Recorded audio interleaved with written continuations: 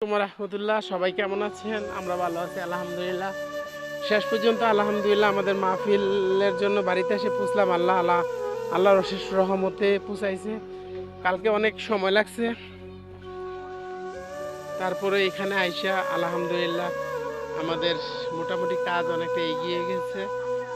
এখন মাহফিলটা কালকে ভালোভাবে কমপ্লিট হইলেই আমাদের একটা টেনশন থাকে, প্রত্যেক বছর টেনশনটা দূর হবে ইনশাল্লাহ।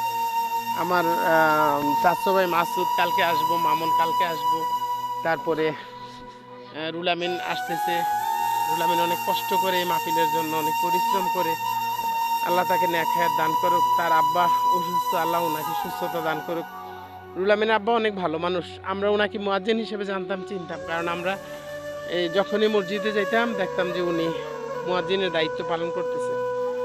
তো সবাই দোয়া করবেন, সবাই আসবেন আমাদের মাহফিলে। আর আল্লাহ যদি দয়া করে আপনার আপনার ভোট আপনি দিবেন, যাকে খুশি তাকে দিবেন, তবে ভালো মানুষ বেছে দিবেন। নামাজ পড়ে আবাদত বন্দিগি করে এরকম মানুষকে দিবেন। আর বাটফারি করে, সিটারি করে, বন্ডামি করে এরকম মানুষকে কখনোই নির্বাচিত করবেন না। দেশের মানুষ এবার নির্বাচনটা দেখতেছে অন্য দৃষ্টিতে, অনেক সুন্দর একটা নির্বাচন আশা করতেছে।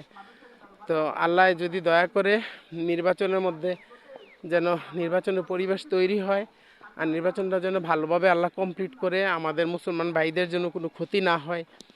সবাই দোয়া করবেন। আসসালামু আলাইকুম রহমতুল্লাহ।